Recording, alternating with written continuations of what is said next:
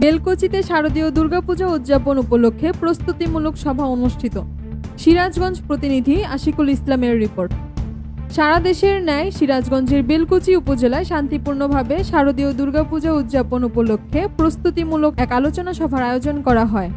আলোচনা সভায় ধর্ম, বর্ণ, দলমত নির্বিশেষে এলাকায় শান্তি রক্ষার্থে হিন্দু সম্প্রদায়ের সবচেয়ে বৃহত্তম ধর্ম উৎসব শারদীয় দুর্গাপূজা উদযাপন উপলক্ষে বিভিন্ন দিক নির্দেশনামূলক বক্তব্য তুলে ধরে পূজা মণ্ডপে কোনো দুষ্কৃতিকারী কোনো প্রকার বিশৃঙ্খলা সৃষ্টি করতে না পারে এই জন্য প্রত্যেক পূজা মণ্ডপে সিসি ক্যামেরা লাগিয়ে কড়া নজরদারির মাধ্যমে নিরাপত্তার ব্যবস্থার পরামর্শ দেন বক্তারা। মঙ্গলবার সকালে 1 অক্টোবর বেলকুচি উপজেলা অডিটোরিয়ামে বেলকুচি উপজেলা নির্বাহী অফিসার আফিয়া সুলতানা কেয়ার সভাপতিত্বে প্রকল্প বাস্তবায়ন কর্মকর্তা হেলাল উদ্দিনের সঞ্চালনায় বক্তব্য রাখেন বেলকুচি উপজেলা দায়িত্বপ্রাপ্ত camp commander major Tabibur Rahman, Belkuchi থানা সার্কেল অফিসার রাফিউর রহমান, বেলকুচি সহকারী কমিশনার ভূমি প্রতীক মণ্ডল,